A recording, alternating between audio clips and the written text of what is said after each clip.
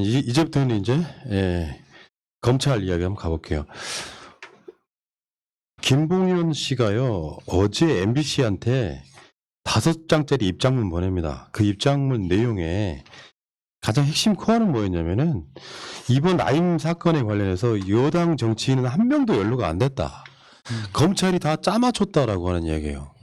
그 지금 언론들이나 국민의 지임 쪽에서는 김봉현은 사기꾼이다 프레임으로 몰고 가고 있거든요. 예. 근데 지금 나오는 이야기에 틀린 말이 하나도 없어.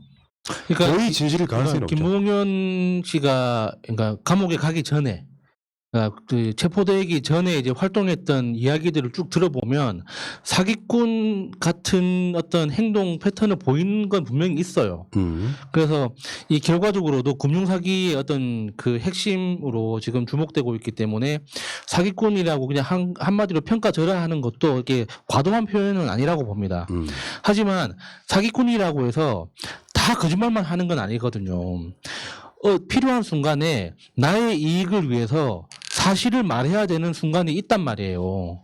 그러니까 김봉현 씨 입장에서는 지금이 바로 그 순간이에요. 사실만을 가지고 싸울 때 나한테 돌아오는 이익이 가장 크기 때문에 사실 중심으로 싸우고 있는 건데 그 사람이 과거의 행적이 의심스럽기 때문에 그리고 사기 혐의로 지금 수감돼 있기 때문에 그 사람이 하는 말이 무조건 다 거짓말이다. 이거는 너무 치졸한 논리죠. 예. 김봉현의 주장은 이거예요. 라임 사태의 본질은 고객들 투자 자금 부실 운영인데 자신하고 자기 친구로 하는 그 청와대 행정관 있잖아요. 이 둘을 장본인으로 둔갑하면서 여권 정치인 로비 의혹은 언론과 국수 사람들의 과장으로 부풀려졌다. 그러니까 김봉현의 지금 주장이랄까 이것은 여권 정치인은 한 명도 연루가 안 됐다가 핵심이다. 근데 여기 이제 이게 한 발짝 더 나가면 그런 거잖아요. 야당 정치인과 검사들이 연루된 사건은 전 남부지검장하고 윤석열 사이에 뭔가 서로 직보를 하면서 예. 그걸 숨겼다. 뭐 이런 거니까. 예. 서면 보고가 아니라 구두 보고로. 이거는 지금 오늘 추미애 장관의 법무부 종합감사의 발언들이랑 다 맥을 같이 합니다. 예. 그러니까 사실은 단순하게 윤석열이 뭐 이 그러니까 대검찰청 국감에서 말을 세게 한 것은 내가 봤을 때 핵심은 아니에요. 뭐 부안에 이런 논쟁은 아무 의미가 없고 제가 봤을 때 핵심 논쟁은 윤석열이 거짓말한 거예요. 남부지검에서 사실상 이 사건을 여권 관련한 게이트로 키우려고 했던 정황들이 있는 거잖아. 예. 김봉현 씨가 다시 한번 그 입장문을 MBC한테 보내면서 그게 아니다라고 지금 주장을 하고 있는 거고 저쪽에서는 이제 김봉현의 말이 계속 들어맞기 시작하니까 사기꾼으로 몰아가는 그래서 여권 내 정치인들도 이 이야기를 할 때는 김봉현의 말을 빌어서 하기는 좀 어색한 상황을 만들려고 하는 시도가 아닌가 싶어요. 맞아요. 이거는 김봉현은 검찰의 손을 분명히 타고 있었어요. 손이 탔어요. 무슨 말씀이냐면은 김봉현이 그런 말을 하죠. 처음에 KBS에 네, 죄송합니다.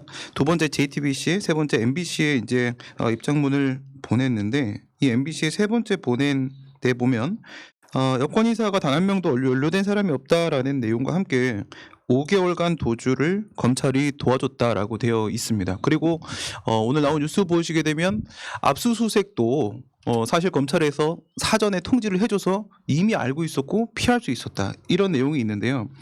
이걸 저는 어떻게 봤냐면 도주하는 사람의 성향과 우리가 뭐 그냥 속칭 택잔다 뭐 얘기하잖아요. 택자고 도망간다. 지금 뭔가 말이 안 맞아요. 2019년 11월 15일인데요. 작년 연말에 11월 15일 날 김봉현은 처음 도주를 시작합니다. 도주를 시작하고 2020년 4월 23일 날 경기남부지방경찰청 지능범죄수사대에 의해서 검거가 돼요. 그런데 여기에 누가 있었냐면 라임 부사장이었던 이종필이 같이 있었어요. 그러니까 검찰이 숨겨주고 있었다고 밖에는 추정되지 않고 김봉현도 그런 주장을 하고 있는 거예요. 그렇죠. 누군가 손을 타고 관리를 받고 있을 때 보통 도주하는 사람 여러 명이 같이 존재하거든요. 그렇지 않은 경우에는요. 각자 뿔뿔이 흩어져서 한 명이라도 살기 위해서 각자 도주를 합니다. 근데 한 공간에 한 집에 둘이 함께 상당 기간을 거주했다는 것은 누가 봐주고 있는 건데 검찰이 봐주고 있는데 지금 누구한테 검거됐어요? 경찰한테 잡혔어요. 그러니까 검찰이 범죄 조직인 거야. 때로는 그렇지. 자신들의 정치적 예. 목적 때문에 그냥 범죄 조직인 거예요. 그러니까 이게 정파적으로 예를 들어서 윤석열한테 기분이 좀 언짢고 뭔가 민주당이나 문재인 정부에 화가 난다고 해도 있는 그대로 공평하게 수사하면 누가 뒷말하지 않습니다. 근데 이게 지금 윤석열이 송사면 등을 지시를 해가며 여당에 불리한 걸 만들려고 하는 정황은요. 이 사건이 처음이 아니잖아요. 예. 한동훈 이동재 총선 직전에 이거 하나 터뜨려서 민주당 불리하게 만들어 보겠다는 의도가 보였고 그런 워딩도 분명히 그 사건 당시에 있었고요. 이런 것들이 최근에 또 강기정 수석 같은 경우는 강기정한테 5천만 원 줬다. 그래서 오늘 인터뷰에 강기정 수석이 자신이 호가 5천이 됐다 이렇게 얘기를 하던데 아무튼 그런 짓거리를 해왔던 게 뭐 김봉현의 입장에서 보면 이제 뭐그 사기꾼이라는 소리를 들어도 김봉현의 주장이 맞는지 틀리는지는 남부지검에 수사팀이 2개가 있어요. 하나는 나임 수사팀이 있고 예. 하나는 이 검사들이 개입되어 있는 사건인지 아닌지를 보는 수사팀이 또 따로 있습니다. 예.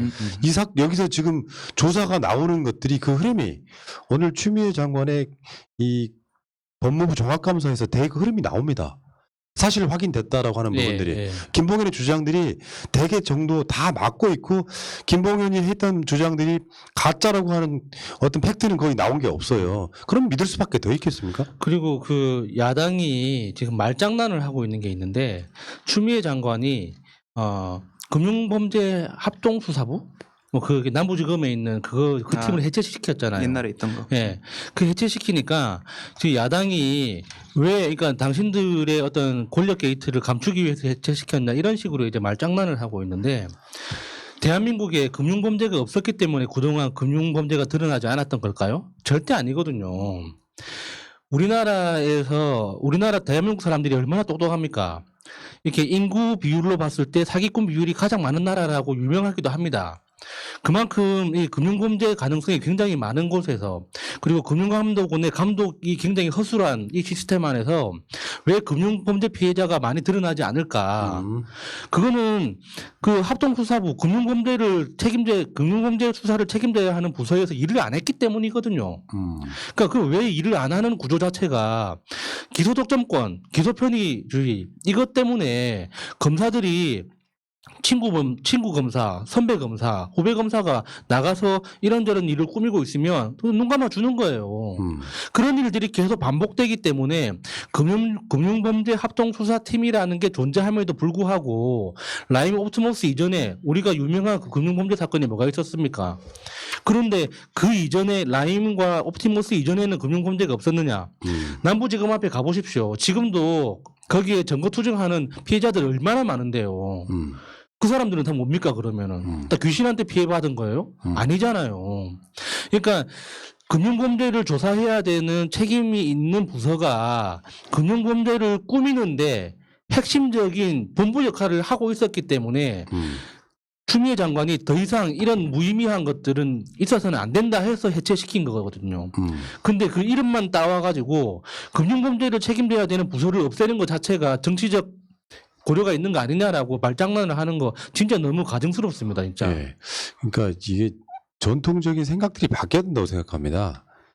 그러니까 검사가 힘을 부릴 수 있는 것은 대개 특수부 위주였고 나머지 형사부라든지 뭐 공판부라든지 하는 그냥 공무원이에요. 어떻게 보면 이런 사람들이 자신의 기득권을 위해서 끝까지 지키려고 하는 그 일종의 관성 이런 것들이 끝까지 변하지 않는 상태에서 이게 검찰총장을 여권이 공격을 하고 검찰 개혁하라니까라고 화를 내고 그러면은 수사를 또 억지로 막 이쪽 저쪽을 좀 형평하게 맞지 않게 해버리고 그래서 결국에는 이게 민주당 게이트로 만들려고 했던 사건이 지금 사실은 검찰 게이트 윤석열 게이트로 예. 가고 있는 게 아니냐 이런 상황인 것 같고 일단 김봉현 씨는 여권 연루자는 한 명도 없다 이렇게 이야기를 했습니다. 근데 기존에 보도를 해왔던 언론들 입장에서 보면 그 말은 많이 안 실어주죠. 그러니까 MBC한테 보낸 그 5장짜리 문건을 제외하고 나면 다른 언론들은 그걸 아예 실지도 않아요. 예. 이렇게 지금 이어졌다고 생각이 들고 일단 그 이야기는 여기까지.